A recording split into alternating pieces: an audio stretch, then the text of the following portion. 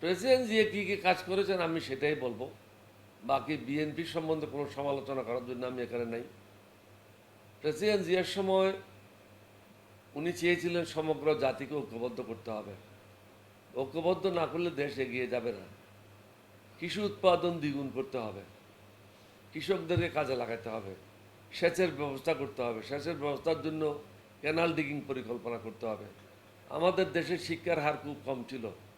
শিক্ষার হার বৃদ্ধি করার জন্য নাইট স্কুল খোলা হয়েছিল বয়স্ক লোকদের জন্য।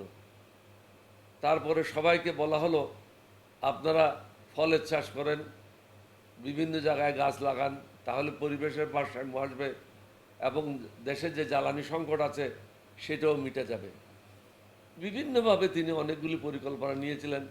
যেমন মাদ্রাসাতে শুধু আরবি শিক্ষা ছিল, ওনার সময় ওখানে অঙ্ক, ইংরেজি এবং অন্যান্য সাবজেক্ট ইন্ট্রোডিউস করা হলো।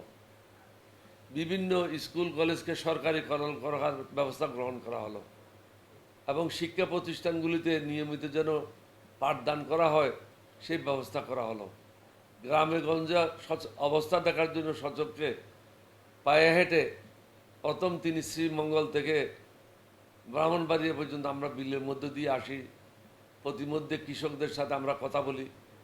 দ্বিতীয়টা তিনি রোড মার্চ করেছিলেন কুষ্টিয়া শহর থেকে নিয়ে বেড়ামারা পর্যন্ত, চুয়াডাঙ্গা পর্যন্ত।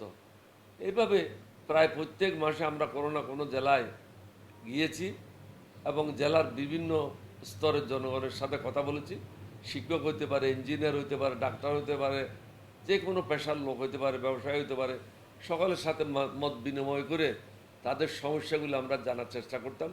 যে রহমান সাহেব এগুলি স্টাফেরা সাথে থাকতো, তারা এটা লিপিবদ্ধ করে রাখতো, পরে এগুলি কার্যকরী ব্যবস্থা গ্রহণের জন্য নির্দেশ দেওয়া হতো।